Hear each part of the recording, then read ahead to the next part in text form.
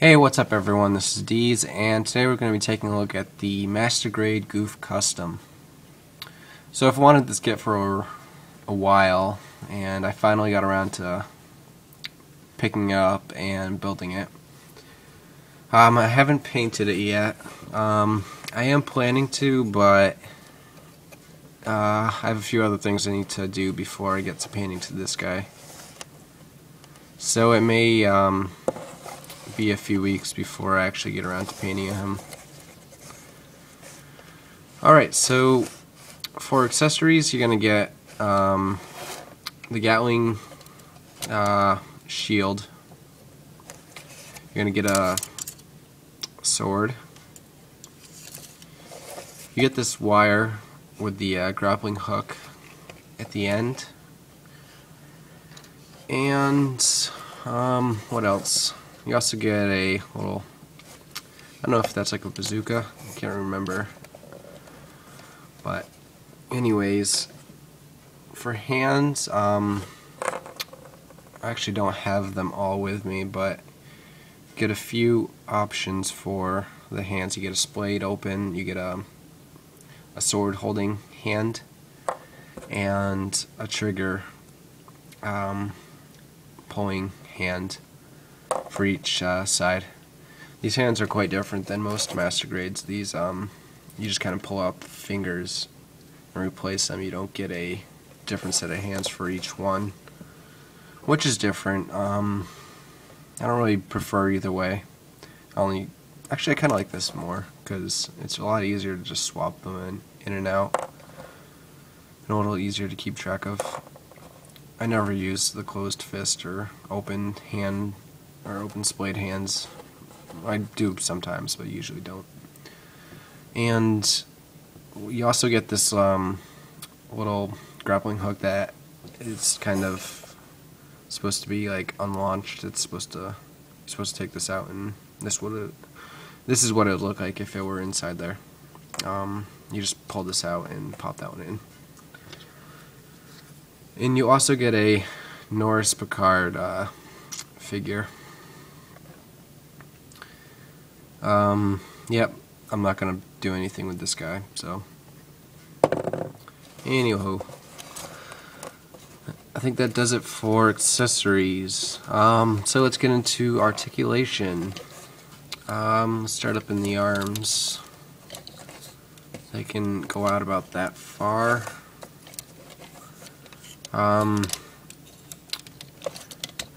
The shoulder armor will kind of move a few different directions. It's on a polycap and a swivel joint, so the shoulders are on a swivel and a polycap, so you get a good range of motion out of there. One thing I did notice is that, well, this joint's not too bad, but it's not really strong enough to hold this. There were a lot of screws in this kit. I think there were 2 in the legs, each of the legs, and then 2 in the arms. But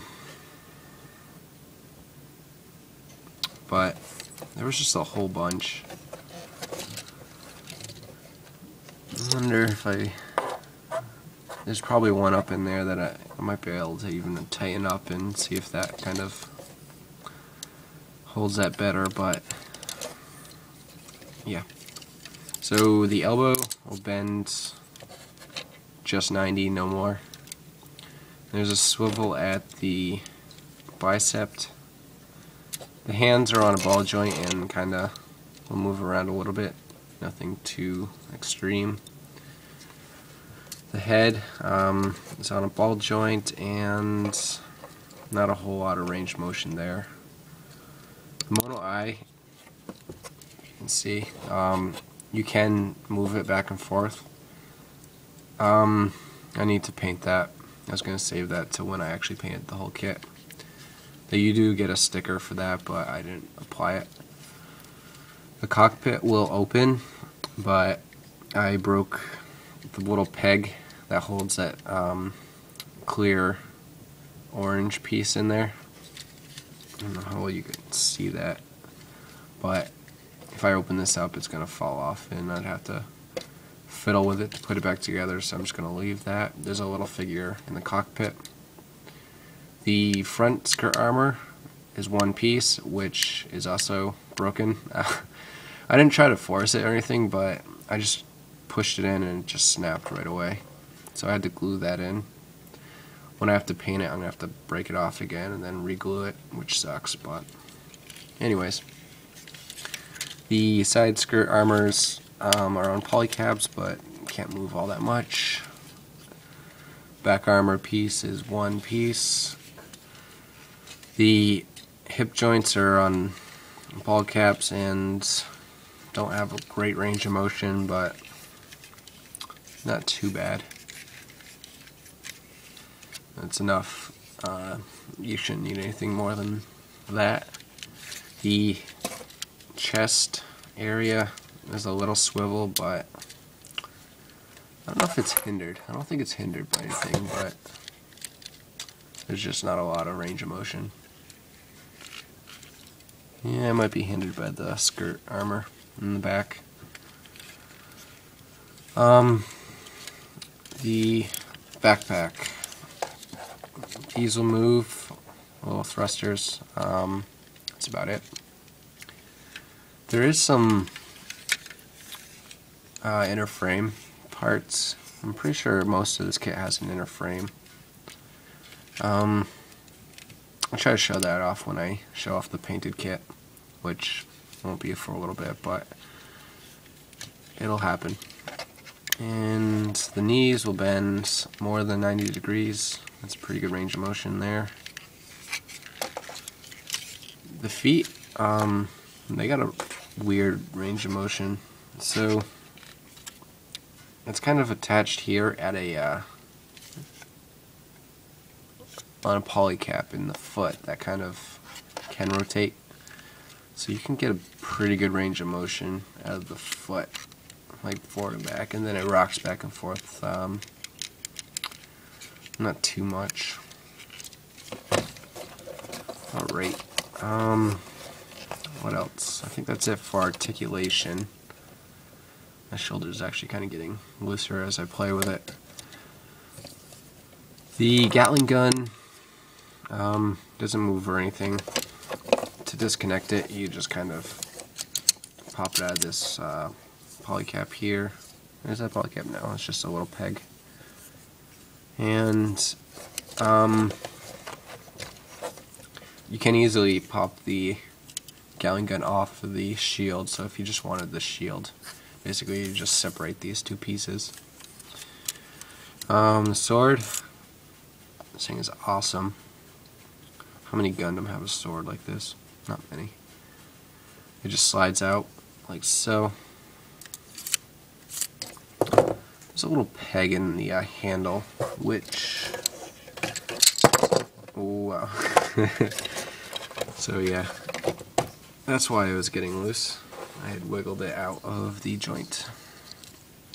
So let's pop this back in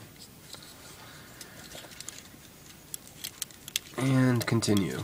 Alright, so this little peg in the sword will fit into this little hole. It doesn't peg in, but it'll just kind of fit in there, so I guess it doesn't slide back and forth and whatnot.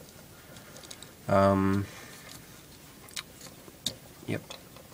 You need to kind of disassemble the hand to get it in there. And yep, it holds it pretty well. You lost your horn. Mono eye. Alright. And yep. There's the bazooka. Oh, this will move. And we're coming up on 10 minutes, so I think this is going to do it for this part of the MG Gouf Custom review.